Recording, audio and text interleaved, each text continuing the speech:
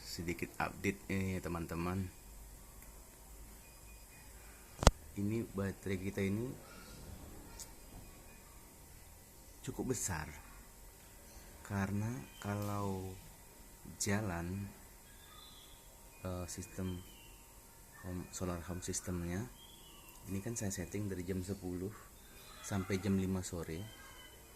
Itu kalau menghidupkan AC setelah jam-jam anak selesai belajar ya, untuk tidur siang sampai sore, itu masih cukup. Nanti tersisa di situ sekitar 24 sampai 25, terkadang 26, tergantung anak-anak itu pakai AC-nya seberapa sering. Nah, kalau misalnya AC itu dipakai, watt yang digunakan itu sekitar 800 ke 1000 watt. Nah, kalau dalam kondisi tidak terpakai seperti begini, ini kondisi yang hidup itu peralatan rumah seperti kulkas, rice cooker, dispenser, dan beberapa lampu, kipas angin mungkin, ataupun modem segala macam, itu kecil ya. Nah, inilah yang terpakai secara rutinnya, nggak terlalu banyak. Nah, ini sudah banyak ya. Sekarang yang jadi permasalahan untuk mengisi baterai ini dan baterai ini adalah kemampuan solar panel kita di atas ya. Nah, kalau kita cek sejak terpasang ini ya, berapa sudah ya?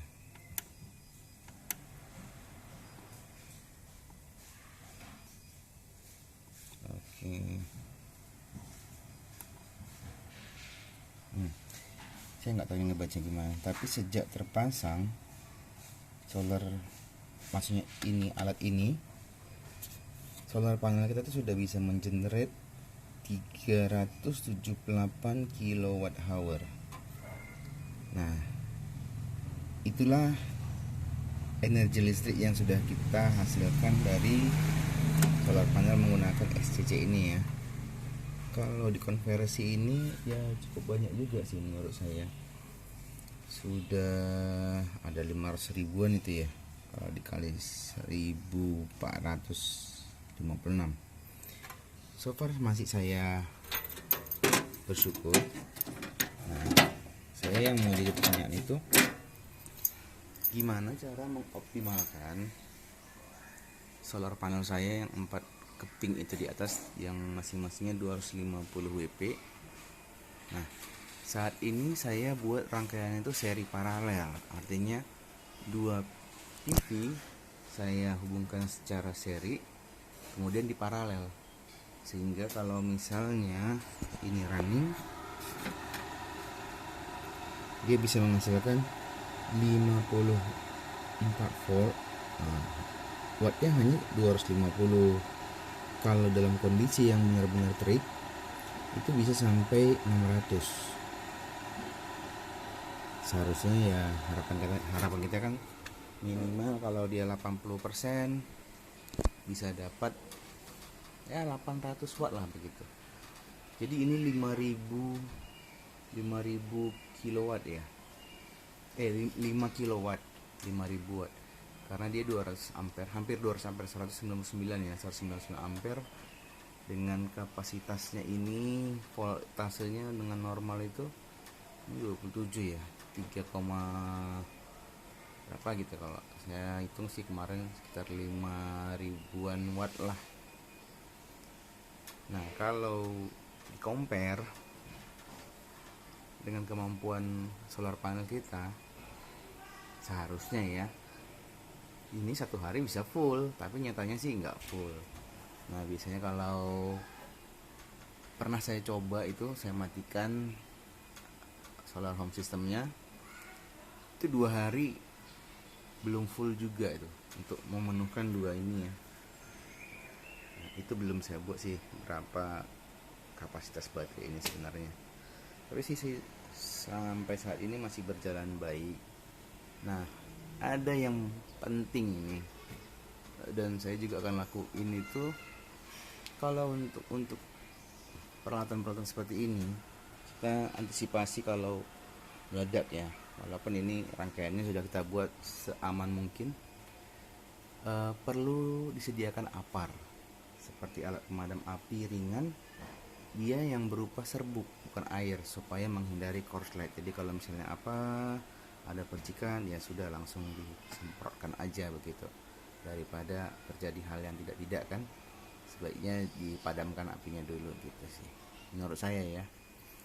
Itu penting sekali karena memang kita tidak bisa kontrol yang begini, atau memang kalau memang pengen ini dibuat casingnya dari besi yang solid, jadi kalau misalnya terbakar ya besinya aja gitu, dan semampunya ya kita buat untuk memutus api kalau terbakar gitu ya. Ya mungkin ini teman-teman sharing saya.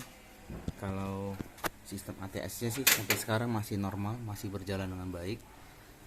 Ini tidak terlalu panas. Kalau tidak berjalan itu suhunya 35,2.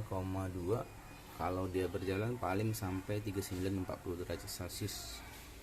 Nah ini ada beberapa sirkuit yang begitu rusak. Saya kemarin salah setting, seharusnya ini yang Omron timer begini, ini kan hanya untuk beban-beban ringan karena dia cuma 5 ampere. Saya paksakan untuk yang melebihi. Saya juga kurang yakin ini asli atau bagaimana ya, karena bebannya belum sampai tapi sudah putus.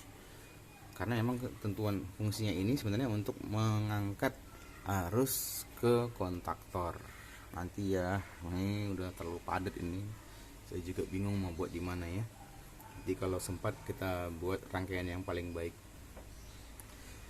Oke teman-teman, ini update singkat SHS kita, semoga menginspirasi. Ini saya nggak ada pakai nih, nanti mungkin kalau masih bagus saya cadangan lah untuk mobil kalau misalnya mogok ya. Terima kasih teman-teman ya sudah mengikuti channel ini, dan semoga bermanfaat. Nantikan video berikutnya untuk update-update berikutnya ya. Sampai jumpa lagi.